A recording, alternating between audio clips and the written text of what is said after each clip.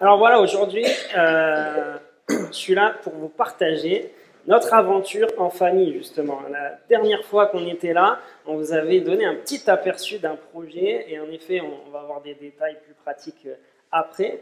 Mais aujourd'hui, je voulais vous partager comment tout ça, ça a démarré. Cette aventure en famille, c'est quoi? C'est l'aventure d'aller transmettre la parole de Dieu à un peuple sans accès à l'évangile. Un peuple sans accès à l'évangile, ou des fois on entend le terme un peuple non atteint par l'évangile, c'est un peuple qui évolue dans un contexte dans lequel il va naître, grandir, vieillir et mourir sans jamais avoir aucune occasion de pouvoir découvrir le message de la Bible. Pour plusieurs raisons. Des fois, c'est parce que la Bible n'existe tout simplement pas, elle n'a pas été traduite dans la langue de ce peuple. Dans d'autres raisons, c'est parce qu'il n'y a pas d'église dans lesquelles on peut entendre parler de la Bible. Il n'y a pas de chrétiens, il n'y a pas de site internet, il n'y a pas de librairie chrétienne. Il n'y a rien qui permet à l'évangile d'être connu. Et ça, c'est quelque chose qui nous a touchés avec ma femme, et c'est le projet que le Seigneur a mis sur notre cœur. Mais tout de suite, j'aimerais vous raconter comment tout ça, ça a démarré. Et on va découvrir ensemble un texte dans lequel Dieu s'est adressé à un de ses disciples et il lui a posé une question. Et c'est cette même question que Dieu nous a posée. Et en fait, ce projet, il a démarré avec un concept que j'ai appris lors de mes études de sciences, mes études de physique. Alors, il y a peut-être des physiciens dans la salle. Et pendant mes études, que j'ai complètement raté au final d'ailleurs, mais j'ai appris au moins un truc, c'est que j'ai appris la troisième loi de Newton. Alors peut-être que certains d'entre vous, vous savez ce que c'est. Cette troisième loi, c'est le phénomène d'action-réaction. Okay, le concept, c'est quoi? C'est qu'il y a une action, un élément déclencheur qui va générer une réaction ou plusieurs réactions en lien avec cette action. C'est le principe des fusées, par exemple. Les fusées elles vont recracher dans un sens vers le bas toute une quantité de kérosène, et puis la fusée, elle va décoller vers le haut. Il va y avoir une action qui va générer une réaction. Et donc, ce principe-là, on peut l'adapter dans plein de situations. Par exemple, sur cette image, si je mettais Sylvain sur la planche et que moi je sautais de l'autre côté, par exemple, il y aurait une réaction de sa part qui entraînerait quelques blessures d'ailleurs. Mais voilà, en fait, la réaction, elle va toujours être en lien avec l'action. Et l'action, cet élément déclencheur, il va déclencher une réaction qui pourra être un peu inévitable, quoi. Et donc, on va découvrir un texte dans lequel il y a un élément déclencheur, il y a une action, et on va s'intéresser à toutes les réactions qui vont être générées, qui vont être suscitées par cette action. Ce texte qu'on va découvrir aujourd'hui, c'est l'appel d'Ésaïe. C'est peut-être un texte que vous avez déjà lu, c'est peut-être un texte que vous allez découvrir pour la première fois. Et en tout cas, c'est un texte qui a déclenché plusieurs réactions en nous avec Élise, ma femme. Et on va voir dans ce texte un élément déclencheur et on va s'intéresser à toutes ces réactions. Alors on va lire ce texte et je vais le lire dans la version second 21. L'année de la mort du roi Osias, j'ai vu le Seigneur assis sur un trône très élevé. Le bord inférieur de son vêtement remplissait le temple. Des séraphins se tenaient au-dessus de lui. Ils avaient chacun 6 ailes, 2 dont ils se couvraient le visage, 2 dont ils se couvraient les pieds, et 2 dont ils se servaient pour voler. Ils se criaient l'un l'autre, « Saint, Saint, Saint est l'Éternel, le Maître de l'univers. Sa gloire remplit toute la terre. » Les montants des portes se sont mis à trembler à cause de la voix qui retentissait, et le temple a été rempli de fumée. Alors j'ai dit, « Malheur à moi, je suis perdu, car je suis un homme aux lèvres impures. J'habite au milieu d'un peuple aux lèvres impures, et mes yeux ont vu le roi, l'Éternel, le Maître de l'univers. » Cependant, l'un des séraphins a volé vers moi, tenant une braise qu'il avait prise sur l'autel à l'aide de pincettes. Il a touché ma bouche avec elle et a dit, « Puisque ceci a touché tes lèvres, ta faute est enlevée et ton péché est expié. » J'ai entendu le Seigneur dire, « Qui vais-je envoyer et qui va marcher pour nous ?» J'ai répondu, « Me voici, envoie-moi. » Alors, dans ce texte, on a une action, on a un élément déclencheur qui va déclencher toute une série de réactions. Et cet élément déclencheur, c'est la manifestation de la gloire de Dieu. Ésaïe nous présente la gloire de Dieu, il nous présente Dieu assis sur un trône très élevé, et il nous dit que simplement le bas de son vêtement remplit entièrement le temple. Vous imaginez cette vision de la gloire de Dieu. Et cette manifestation de la gloire de Dieu, elle va susciter plusieurs réactions. La première chose qu'elle va susciter, c'est que les séraphins qui sont autour de Dieu, c'est des êtres spirituels qui sont au service de Dieu, et bien face à la manifestation de la gloire de Dieu, ils vont reconnaître cette gloire. La première réaction qu'on voit, c'est que face à la gloire de Dieu, les séraphins reconnaissent la gloire de Dieu et ils vont se mettre à louer Dieu. Au verset 3, ils se criaient l'un l'autre, « Saint, Saint, Saint est l'Éternel, le Maître de l'univers. Sa gloire remplit toute la terre. » Donc la première réaction, elle est immédiate, elle est comme inévitable, c'est que face à la gloire de Dieu, on ne peut que reconnaître cette gloire de manière évidente et adorer Dieu. Vous savez, la semaine dernière, il y a ma deuxième fille, Nélia, qui est en train de manger une glace. C'était un Mr. Freeze, là, vous savez, c'est glace à l'eau 100% naturelle. Et alors, elle était en train de manger sa glace, elle a 2 ans et demi, et puis à un moment donné, elle s'est arrêtée net, elle a fait une grimace, et elle m'a dit, « Papa, la glace, elle est trop froide, tu peux la faire chauffer. » Alors, non, Nélia, je ne peux pas faire chauffer ta glace, c'est pas possible. Si, elle est trop froide, c'est trop froid, il faut que tu la fasses chauffer. Alors là, je me suis dit, comment je vais me sortir de cette situation? Je dis, non, Nélia, je ne peux pas faire chauffer ta glace. Si je mets ta glace dans le four, elle va fondre. Bon, là, on est rentré dans un caprice. Si vous êtes parents, vous savez, c'est ce genre de caprice duquel on ne sait pas trop comment elle va s'en sortir.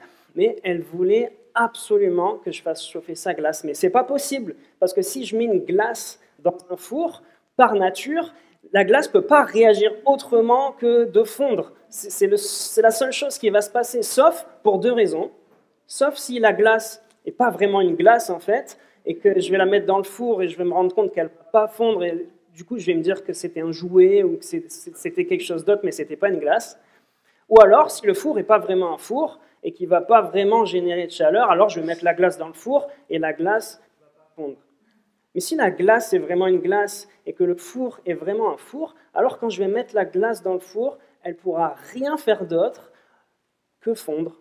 Sauf si on change par magie les lois physiques, mais si je mets la glace dans le four, elle ne pourra rien faire d'autre que de fondre.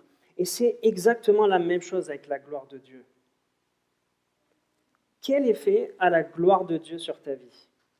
Quelle est ta réaction quand tu te retrouves, d'une manière ou d'une autre, face à la manifestation de la gloire de Dieu? On ne peut pas avoir d'autres réactions, comme pour cette glace, que d'être émerveillé par cette gloire. Mais où est-ce qu'elle est, cette gloire? C'est quoi cette gloire? Comment est-ce qu'on la voit? Est-ce que c'est quelqu'un qui se déplace, qui vient vers moi, je la reconnais? Non, moi personnellement, je n'ai pas eu de vision de Dieu sur un trône très élevé. Comment on fait pour reconnaître cette gloire? Parce que apparemment, les séraphins ils nous disent au verset 3 que sa gloire remplit toute la terre. Oui, parce que le projet de Dieu, ce n'est pas simplement de manifester sa gloire dans la vision d'Ésaïe ou de manifester sa gloire dans le temple, mais son projet, c'est de manifester sa gloire sur toute la terre. Mais alors comment est-ce qu'on voit cette gloire? Comment est-ce que Dieu montre sa gloire au monde entier? La première manière avec laquelle Dieu manifeste sa gloire et qui devient évident à nos yeux, on s'en doute bien, c'est à travers sa création. Moi, il y a un truc qui me fascine sur la planète, c'est les fonds marins. Quand je m'imagine que sous la surface de l'eau, il y a tout un écosystème, tout un environnement avec des animaux qui sont tous dotés d'une intelligence, avec des choses qui fonctionnent, des courants, des profondeurs, ça m'émerveille. Quand je vois cette photo-là, vous savez ce que c'est? C'est une cascade sous-marine, ça. Je ne savais même pas que ça existait. Quand je vois cette cascade sous-marine ou quand je vois Guillaume Néry, ce plongeur en apnée qui s'apprête à s'engouffrer dans cet immense trou, quand je pense aux fosses de Marianne qui sont les fosses les plus profondes de la planète, elles font 11 km de profondeur sous l'eau, vous imaginez 11 km de profondeur. Il y a un gars, il y a quelques années, qui est allé au fond des fosses de Marianne. Ça, c'est un truc que je ne peux pas comprendre. Mais quand on voit toutes ces choses-là, et qu'on regarde et qu'on est émerveillé devant cette nature, on a cette réaction immédiate qu'on dit, la personne qui a créé ça, elle peut être que sublime, et peut être que splendide, elle peut que être immense. C'est pas possible autrement.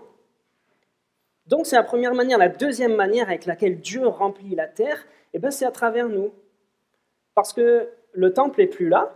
Dieu remplit le temple dans la vision d'Ésaïe, mais le temple n'est plus là. Et nous sommes devenus le temple. Et Dieu continue à remplir le temple, il continue à nous remplir, et en nous répartissant sur la terre, alors Dieu remplit la terre de sa gloire. Regardez, c'est ce que Paul disait, nous sommes donc des ambassadeurs pour Christ, comme si Dieu adressait par nous son appel. Il utilise chacun de ses enfants, chacune des personnes qui ont décidé de suivre Jésus, il les utilise pour les remplir et pour remplir la terre de sa gloire. Mais il y a deux problèmes avec ça.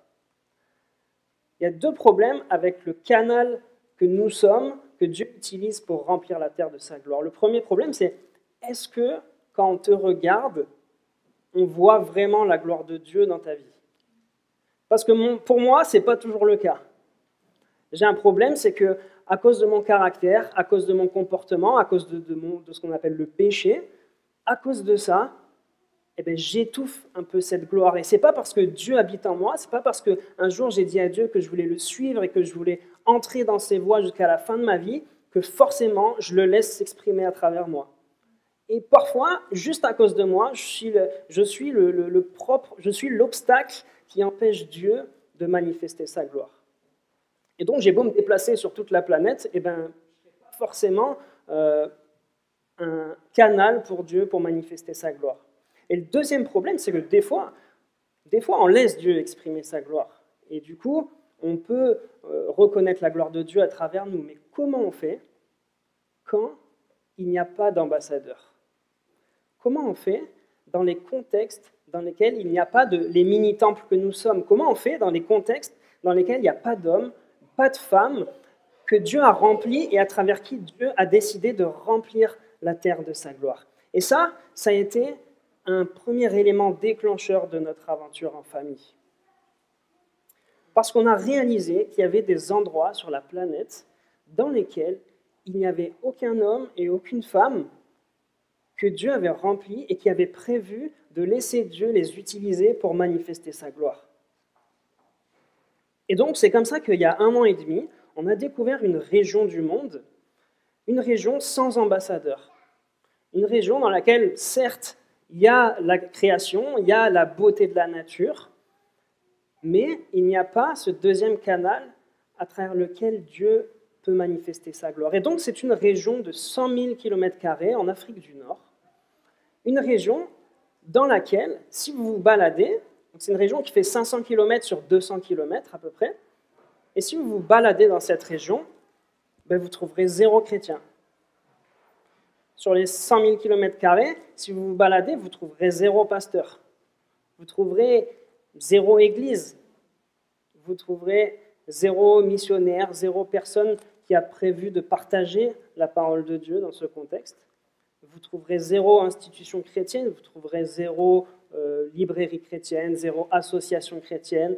Vous vous baladerez pendant des kilomètres et des kilomètres et des kilomètres sans jamais trouver aucune trace de l'évangile. C'est une région dans laquelle la gloire de Dieu n'est pas assez visible. Et comme elle n'est pas assez visible, alors elle ne génère pas les réactions qu'elle est censée générer. Et comme elle n'est pas assez visible, alors elle n'est pas reconnue. Et comme elle n'est pas reconnue, alors Dieu n'est pas adoré. Et c'est tout le but de ce qu'on appelle la mission. Ce qu'on appelle la mission, c'est le fait de partager cette bonne nouvelle qu'on a découverte dans la Bible à tous ceux qui ne la connaissent pas. Le but de la mission, c'est de pouvoir dire aux gens, regarde ce qu'il y a autour de toi, c'est un Dieu merveilleux qui l'a créé. Regarde ce Dieu et regarde sa gloire. Si la mission existe, c'est parce que l'adoration n'existe pas. La mission n'existe pas pour qu'on puisse faire des voyages folkloriques à l'étranger et puis que pendant nos vacances. C'est pas ça le but de la mission. La mission, elle existe parce qu'il y a des endroits sur la planète qui ont complètement occulté la gloire de Dieu. Et c'est l'objectif de nous, qui sommes chrétiens, c'est de faire connaître ce Dieu à tout le monde, de faire connaître ce Dieu merveilleux qu'on a rencontré, avec qui on a une relation personnelle. Et même si on nous prend pour des fous, alors nous, on a envie que tout le monde puisse connaître ce même Dieu. On a envie que tout le monde autour de nous puisse connaître ce Dieu qui est notre papa, qui est notre ami, qui est notre confident. On veut faire connaître ce Dieu à tout le monde. On n'a rien à gagner, on ne peut pas connaître parce qu'on va gagner de l'argent ou quoi. Et peut-être que si vous êtes là pour la première fois, vous vous dites, mais oui, c'est vrai, les chrétiens, ils passent leur temps à vouloir nous dire qui est ce Dieu, qui est ce Dieu. Mais si on veut partager qui est ce Dieu, c'est parce qu'on a trouvé dans ce Dieu quelqu'un de merveilleux. Et on serait tellement égoïste de le garder pour nous. Et voilà pourquoi, avec Élise, on veut partir. On veut partir pour que Dieu continue à remplir la terre de sa gloire, et notamment dans cette région-là. Donc voilà la première réaction face à la gloire de Dieu, c'est que quand on est face à la manifestation de cette gloire, on ne peut que la reconnaître et adorer Dieu. Mais dans notre texte, on a un petit souci, parce qu'il se trouve qu'Ésaïe ne pousse pas la chansonnette pour adorer Dieu. Ésaïe, il reconnaît bien la gloire de Dieu, d'ailleurs il se la prend en pleine face parce que les murs commencent à trembler, la fumée remplit le temple. Mais lui, sa réaction, ça ne va pas du tout d'être d'adorer Dieu. Sa réaction, on la voit au verset 5. Alors que la fumée remplit le temple et qu'il a vu la gloire de Dieu, il dit « Malheur à moi, je suis perdu, car je suis un homme aux lèvres impures. J'habite au milieu d'un peuple aux lèvres impures, et mes yeux ont vu le roi, l'Éternel, le Maître de l'univers. » En fait, Ésaïe, il est en train de réaliser que sa condition ne lui permet pas de vivre face à cette gloire-là. Sa condition d'être humain faillible, rempli de souillures, ne lui permet pas d'être dans la présence de Dieu et de survivre. Tout simplement parce que la gloire de Dieu est une gloire qui tue, dans tous les sens du terme. Et en tant qu'être humain, comme je l'ai dit, faillible, plein de péchés, rempli de mauvaises choses, je ne peux pas être en contact d'un Dieu parfait et rester en vie. C'est impossible. Si je suis face à sa gloire, je ne peux pas survivre.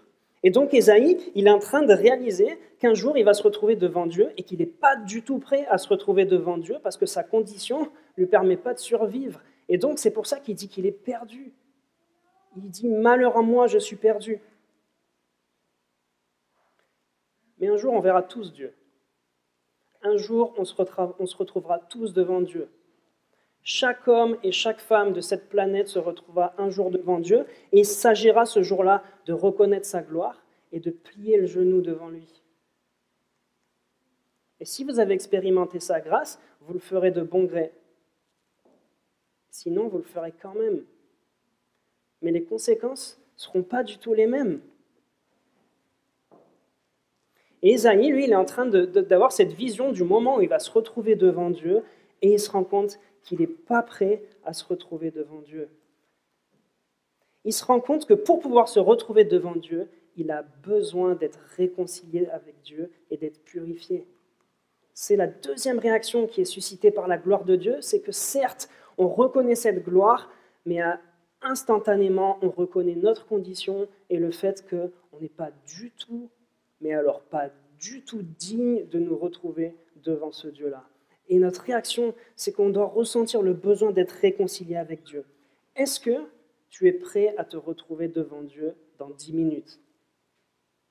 Est-ce que tu es prêt à te retrouver devant Dieu? Et alors, c'est ce qui va se passer pour Ésaïe au verset 6. On va lui apporter la solution. Cependant, l'un des séraphins a volé vers moi, tenant une braise qu'il avait prise sur l'autel à l'aide des pincettes. Il a touché ma bouche avec elle et a dit, puisque ceci a touché tes lèvres, ta faute est enlevée et ton péché est expié. Ouf.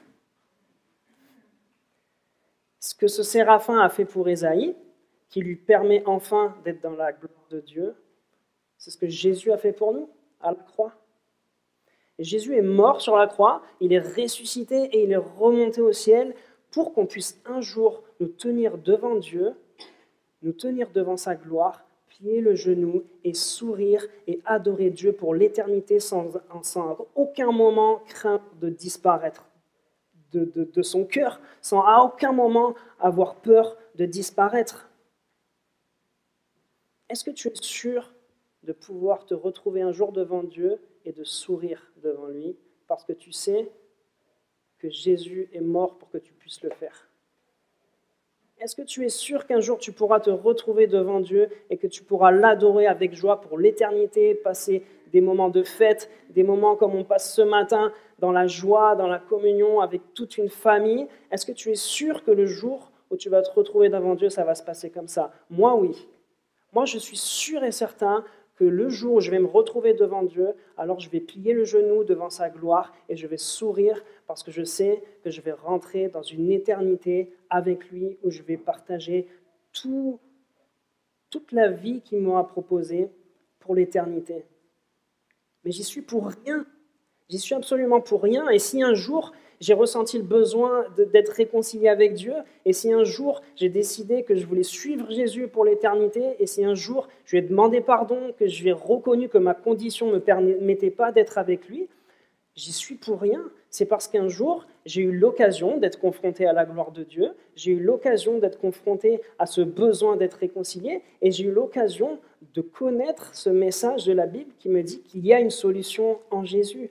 Et voilà une autre motivation pour notre projet, notre aventure en famille. C'est que dans cette région, en Afrique du Nord, quand on a zoomé, on a découvert un peuple en particulier. Un peuple qui, lui aussi, va se retrouver devant Dieu à la fin de sa vie. Mais qui n'aura aucun autre moyen que de périr parce qu'il n'aura pas été au courant qu'il y avait une solution à sa condition de pécheur. C'est un peuple sans accès à l'évangile qui est constitué de 4 millions de personnes. 4 millions de personnes qui n'ont personne autour d'eux pour connaître ce message du salut. C'est un peuple, on l'a vu, qui n'a aucune présence chrétienne sur 100 000 km². C'est un peuple dans lequel il y a 99,9% de musulmans.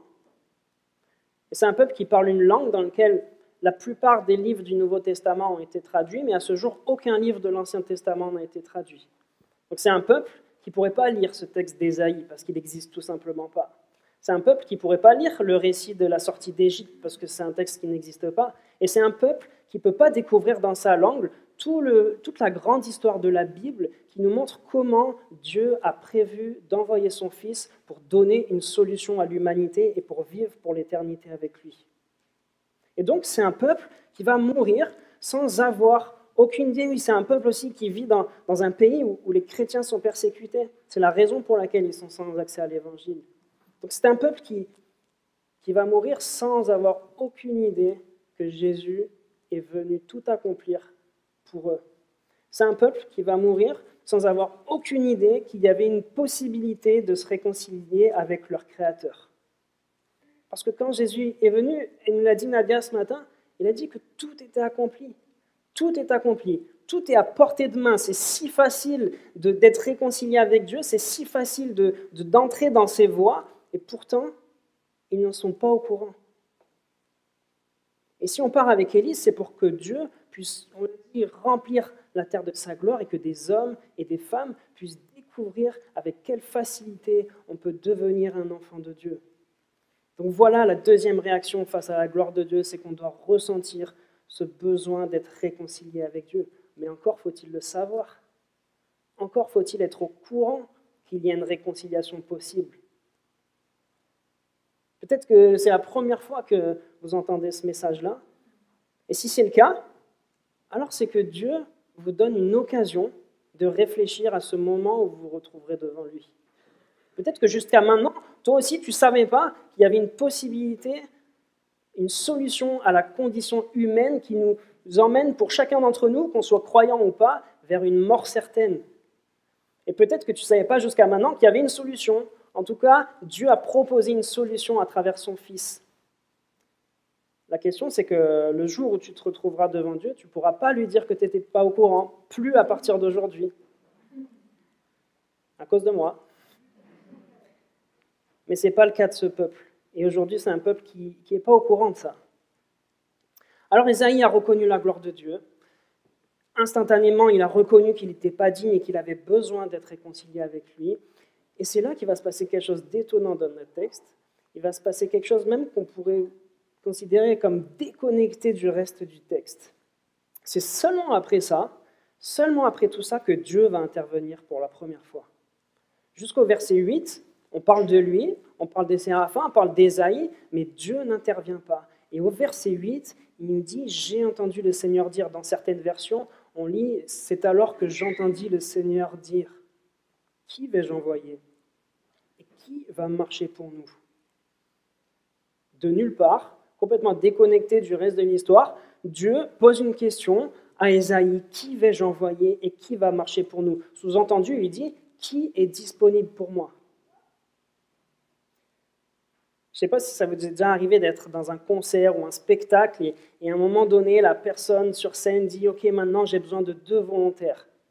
Alors là, on a tous la même réaction, on baisse les yeux, on commence à avoir des auréoles sous les bras, le cœur qui palpite, et on prie pour qu'on ne soit pas sélectionné comme volontaire. Et là, en général, on est assis à côté de l'enfant le moins sage de la salle, donc tous les regards se tournent vers nous, et on dit « Ah, tiens, toi, viens me rejoindre ». Et là, on panique. Mais pourquoi on panique? Parce que moi, c'est mort, je n'ai pas envie d'aller sur scène, faire quelque chose, tant que je ne sais pas ce qui va se passer. C'est pas possible. Et ça, c'est la spécialité de ma femme. Elle me dit « Mathieu, est-ce que tu peux me rendre un service ?» Alors je lui dis « Je ne sais pas, dis-moi, ça dépend. » Non, d'abord, tu me dis si tu peux me rendre ce service, et après, je te dirai.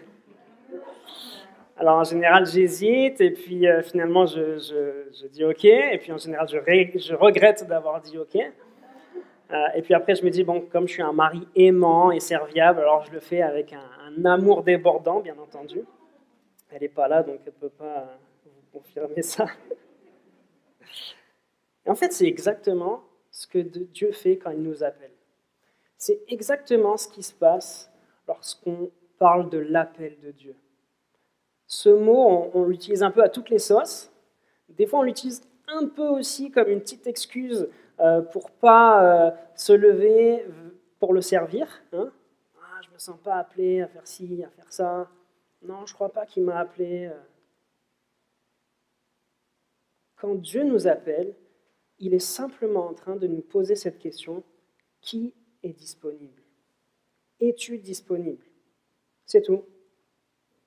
Et la première intervention de Dieu dans le texte, quand il s'adresse à Ésaïe, ce n'est pas un ordre de mission. Hein. Il ne s'adresse pas à Ésaïe avec un cahier des charges, une liste de tâches. Ésaïe regarde un peu, analyse à droite à gauche, il pèse le pour et le contre, et ensuite il répond. Non, Dieu pose simplement la question, qui est disponible? Et c'est comme ça qu'en novembre 2020, Dieu s'est adressé à Élise et à moi de cette manière. Il s'est adressé à nous de manière individuelle, séparément, mais au même moment, et il nous a posé cette question.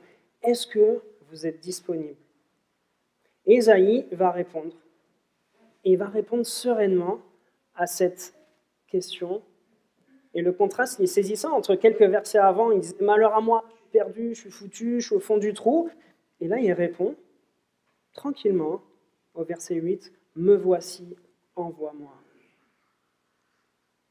Me voici, envoie-moi. Et c'est la troisième réaction et la dernière réaction qu'on voit dans ce texte, c'est que face à la gloire de Dieu, une fois qu'on a reconnu cette gloire, une fois qu'on a reconnu qu'on devait être réconcilié avec Dieu, alors notre réaction ne peut que être de nous rendre disponibles pour Dieu. Et pourquoi Dieu pose cette question? Et de quoi est-ce que Dieu il a vraiment besoin en fait? Regardez, la question « qui marchera pour nous ?» ne signifie ni que Dieu ignorait la réponse, ni qu'il en était réduit à espérer que quelqu'un y répondrait. Il posa la question afin d'offrir à Ésaïe, désormais purifié, l'occasion de le servir. Quand Dieu nous appelle, ce n'est pas un appel à l'aide de sa part. Dieu ne nous appelle pas à le suivre et à le servir parce qu'il est en galère totale et qu'il a besoin absolument de nos belles qualités pour le servir. Non.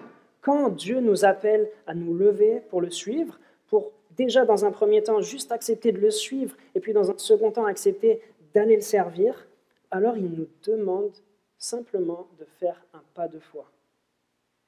Et ça, c'est ce que j'appelle le principe de l'escalator. Je me souviens, on en avait déjà parlé ensemble la dernière fois. Le principe de l'escalator, c'est quoi? C'est que l'appel de Dieu, C'est comme un escalator. Un escalator qui fonctionne tout seul, avec un rouage qu'on ne voit pas, mais qui fonctionne. Et répondre à cet appel, eh ben, c'est simplement de passer de la plateforme immobile sur laquelle on peut rester pendant des années sans jamais bouger, de passer de ça à mettre un premier pied sur la première marche et entrer dans un mouvement qui fonctionnait avant moi, qui fonctionnera après moi et qui a été prévu de toute éternité.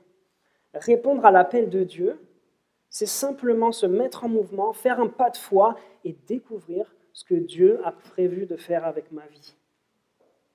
Mais c'est difficile, c'est risqué parce que quand on fait ce mouvement, alors on sait qu'on ne sera plus immobile. Quand on fait ce mouvement, à partir du moment où on met le premier pied sur la première marche, alors on se lance dans l'inconnu. On ne sait pas trop à quoi on va s'exposer. À vrai dire, on ne sait peut-être même pas où est-ce que va l'escalator, on ne sait pas à quelle vitesse il va. D'ailleurs, je ne sais pas vous, mais quand vous mettez le pied sur un escalator, vous ne savez jamais trop comment vous adapter au truc. Le début, il est un peu risqué, mais c'est la même chose. Faire le premier pas, c'est risqué parce qu'on s'expose. Et on s'expose à 3 engagements assez précis. Quand on fait un pas de foi, c'est-à-dire quand on décide de se rendre disponible pour Dieu, alors on s'engage à être disponible pour Dieu, quels que soient les plans et quelles que soient les garanties. On l'a vu, la première intervention de Dieu pour Ésaïe, ce n'est pas un ordre de mission, ce n'est pas un cahier des charges. Pourtant, Ésaïe se porte volontaire sans avoir aucune idée de ce que Dieu a prévu. Et si vous lisez la suite du texte, elle n'est pas jolie. Moi, je suis bien content de m'arrêter au verset 8. Mais si vous lisez la suite, c'est pas joli. Et peut-être même que si Ésaïe avait su ce que Dieu avait prévu, il n'aurait pas accepté. Et nous, c'est pareil avec Élise. On ne connaît pas grand-chose de notre projet. On ne sait pas trop dans quoi on s'embarque. On part à l'étranger avec 3 filles en bas âge dans un contexte. On part dans une oasis dans le désert. On ne sait pas trop ce que Dieu va faire avec nous. Mais répondre à son appel, c'est simplement accepter de se rendre disponible.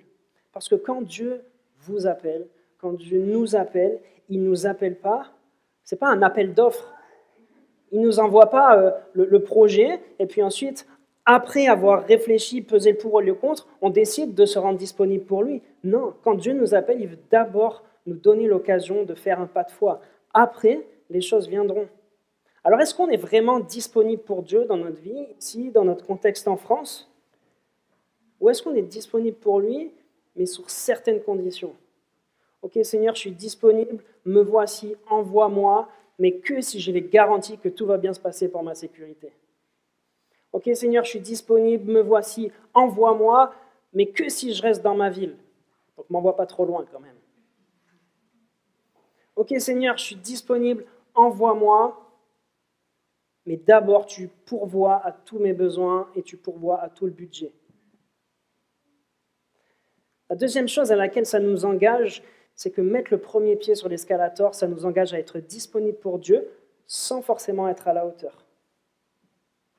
Vous savez, on a souvent l'impression qu'il nous manque quelque chose, qu'on n'a pas encore tout pour démarrer le grand projet que Dieu a pour notre vie. Il nous manque quelque chose pour mettre ce premier pied sur l'escalator. Mais dans notre texte,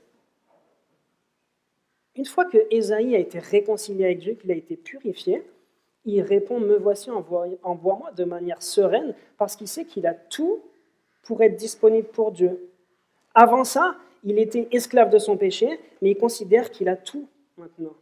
Il y a 2 semaines, dans notre église, on a eu des baptêmes, et du coup, on a eu des jeunes qui nous ont partagé qu'ils avaient pris la décision de suivre Jésus, qu'ils avaient été réconciliés avec Dieu, et qu'ils voulaient que toute leur vie, que tout leur projet, que toutes leurs pensées, que tout ce qu'ils allaient dire et tout ce qu'ils allaient faire soit en direction, le regard fixé sur Jésus. Eh bien, ils ont coché 100% des qualités requises pour être disponibles pour Dieu. Ils ont coché 100% des qualités requises pour mettre le premier pied sur l'escalator. Donc, si c'est votre cas, si un jour vous avez déclaré que vous vouliez faire partie de cette famille, devenir un enfant de Dieu et vivre avec lui pour l'éternité, alors vous aussi, vous avez coché 100% des qualités requises pour répondre à l'appel de Dieu. Alors nous, au passage, on cherche une équipe pour partir avec nous, donc si jamais... Le dernier point avec lequel je vais vous laisser, c'est que faire un pas de foi, ça nous engage à être disponible pour Dieu sans que rien ne nous retienne. Et je pense que c'est ça le plus dur des trois. Vous savez, la définition de disponible, c'est quelqu'un qui est libre, qui n'est lié ou engagé par rien.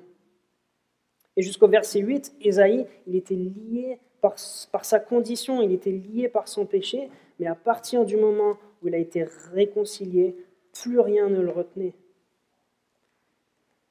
Qu'est-ce qui te retient d'être disponible pour Dieu? Qu'est-ce qui te retient de mettre ce premier pied sur l'escalator et qui fait que depuis des années et des années, tu as l'impression de ne pas bouger, de ne pas avancer et tu ne comprends pas pourquoi? Qu'est-ce qui fait que quelque chose te retient et te laisse sur cette plateforme avant la première marche de l'escalator? Qu'est-ce qui fait que tu entends parler de Dieu, que tu ne cherches pas à le connaître?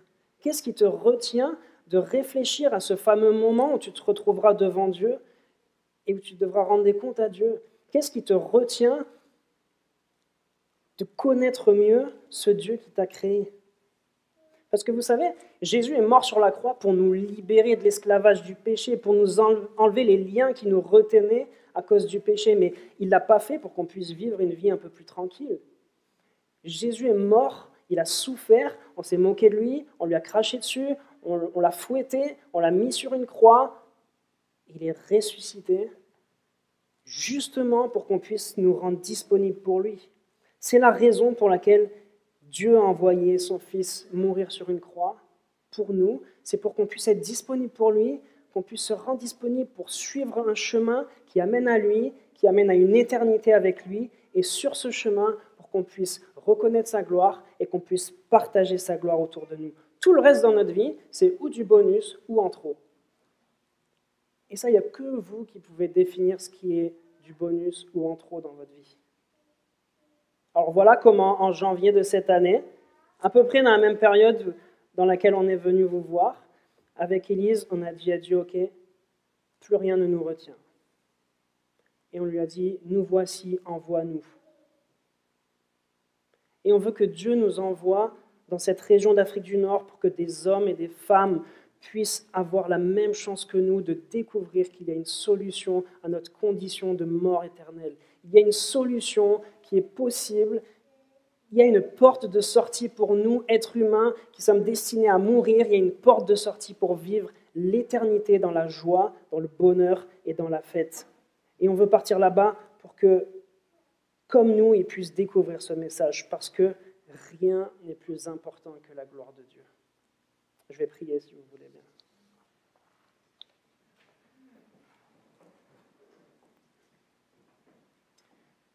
Seigneur, merci parce que tu nous as créés. Merci parce que tu nous aimes.